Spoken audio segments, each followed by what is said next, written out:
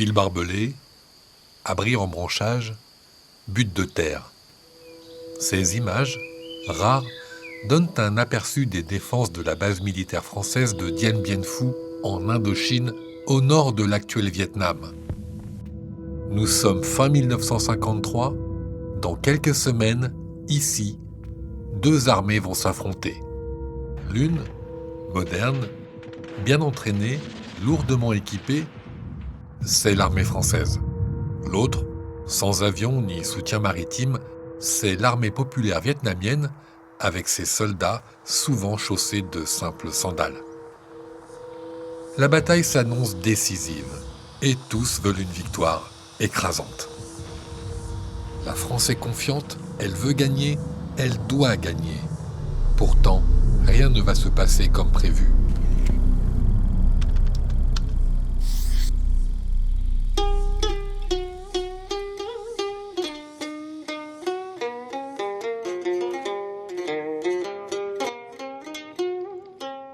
L'Indochine, la perle de l'Empire français.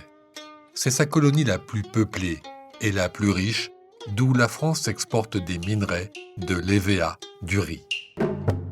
Depuis décembre 1946, en Indochine, forces françaises et indépendantistes vietnamiens s'y font la guerre. 7 ans plus tard, la France se fait une raison. Elle n'espère plus vraiment garder sa colonie et cherche maintenant ce qu'elle appelle une porte de sortie honorable.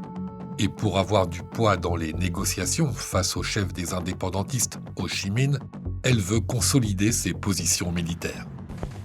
D'où l'opération Castor décidée par le général Navarre.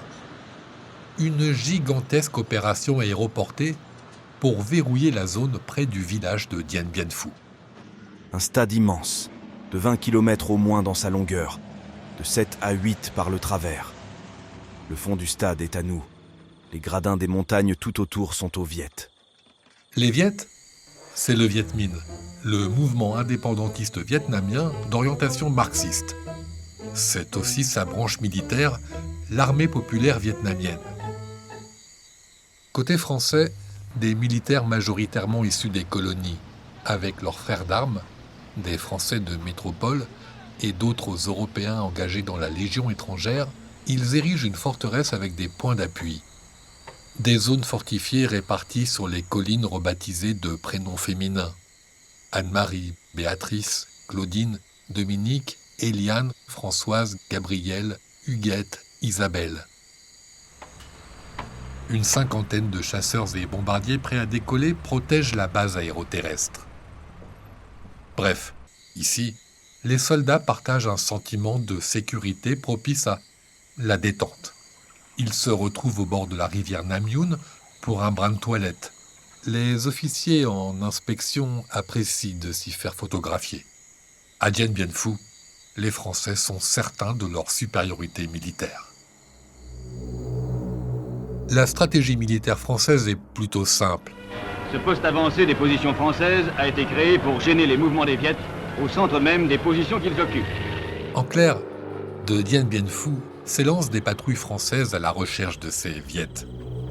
Objectif ? Leur barrer la route du Laos pour qu'ils n'y exportent pas leur guerre d'indépendance.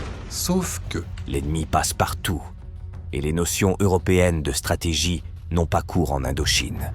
surtout, les stratèges français veulent attirer l'armée populaire vietnamienne contre le Hérisson, du nom du camp retranché. Leur idée, l'anéantir dans une bataille rangée. Sauf que le Hérisson a un point faible. Comme le Viet Minh verrouille la région, le ravitaillement des Français ne peut s'effectuer que par avion. Pour Vo Nguyen Giap, le général qui commande les troupes Viet Minh, ce point faible est peut-être la clé de la victoire. Informé dès le début de l'opération Castor, Giap oriente ses troupes vers Dien Bien Phu. Des dizaines de milliers de civils construisent routes et ponts pour qu'ils atteignent la vallée. À pied ou sur des chevaux d'acier, des vélos consolidés pour recevoir de lourdes charges, ils y acheminent matériel et nourriture. En camion ou à la force des bras, sur les hauteurs, les soldats du Viet Minh positionnent 200 batteries antiaériennes et canons, cadeau de son allié, la Chine communiste. La forêt cache ses préparatifs aux avions d'observation français. Fin décembre 1953, le Viet Minh encercle le camp retranché. Giap, ancien professeur d'histoire passionné de Napoléon, envisage une stratégie prônée par ses alliés chinois. Attaque éclair, victoire rapide. Mais quelques semaines plus tard, il y renonce, pour 2 raisons. 1. Le renseignement Viet Minh l'informe sur le redoutable système de défense français. 2. Giap sait qu'une réunion importante doit bientôt se tenir à Genève. Au programme des discussions, la fin de la guerre de Corée et la fin de la guerre d'Indochine. Pour peser dans les négociations avec Paris, Ho Chi Minh veut montrer que seul son camp maîtrise le terrain. Il demande à Giap une victoire à Dien Bien Phu. Giap imagine une nouvelle stratégie. Attaque sûre, progression sûre. Bref, la guerre d'usure. 70 000 soldats vietnamiens s'apprêtent à assaillir 11 000 militaires français. Le colonel de Castres, qui commande le camp de Dien Bien Phu, est bien informé lui aussi. Il annonce à ses officiers « Messieurs, c'est pour demain 17h. » Le 13 mars, à 17h10. Des montagnes environnantes, une pluie d'obus vietnamiens frappe Anne-Marie, Béatrice, Gabriel. L'effroi. Les Français découvrent la puissance de l'artillerie ennemie.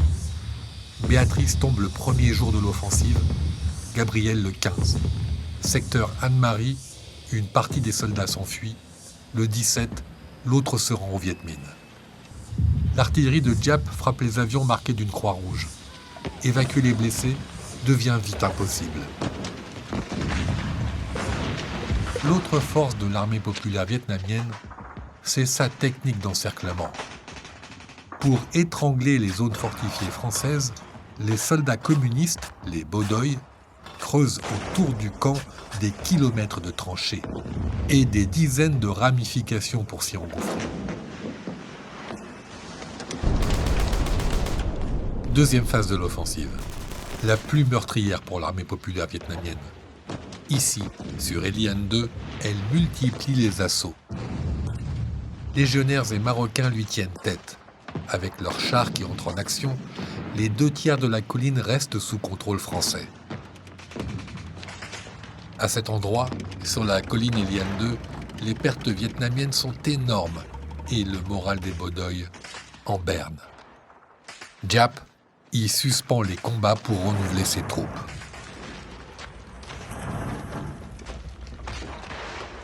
L'armée populaire vietnamienne resserre l'étau autour d'Isabelle, coupant 2000 Français du cœur de leur base. La piste d'atterrissage est neutralisée entre le 13 et le 14 avril. Dien Bien Phu ne peut plus être ravitaillé par avion. Quant au matériel parachuté, la moitié tombe hors zone française. Et les renforts? Entre le début et la fin de la bataille, environ 1500 hommes sautent sur Dien Bien Phu. Pourquoi seulement 1500? Au même moment, l'opération Atlante, dans le centre du Vietnam, mobilise plus de 30 000 soldats français. La bataille décisive pour le général Navarre, commandant des forces françaises en Indochine. Dien Bien Phu attendra. En attendant, le Viet Minh grignote inexorablement le camp français. Sous terre, secteur Elian II, une équipe du génie vietnamien creuse un boyau de 90 cm sur 90 cm, long de 40 mètres. Le but, le bourrer d'une tonne de dynamite. 1er mai, dernière phase de l'offensive vietnamienne. Objectif, s'emparer des hauteurs d'Elian, occuper des points d'appui à l'ouest et à l'est de la rivière Nam Yuen. Le 6, une énorme déflagration déchire la vallée. La tonne de dynamite sous Elian II.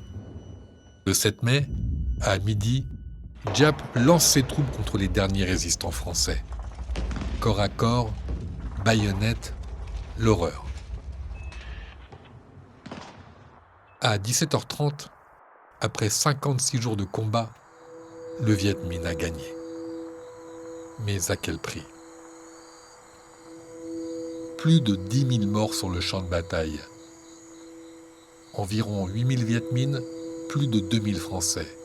Et sur les 10 000 prisonniers français, 8 000 meurent en captivité.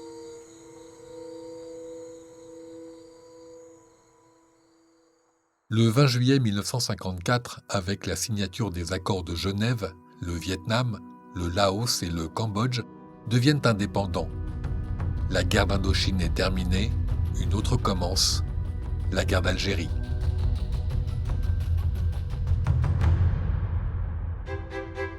Merci d'avoir regardé cette vidéo.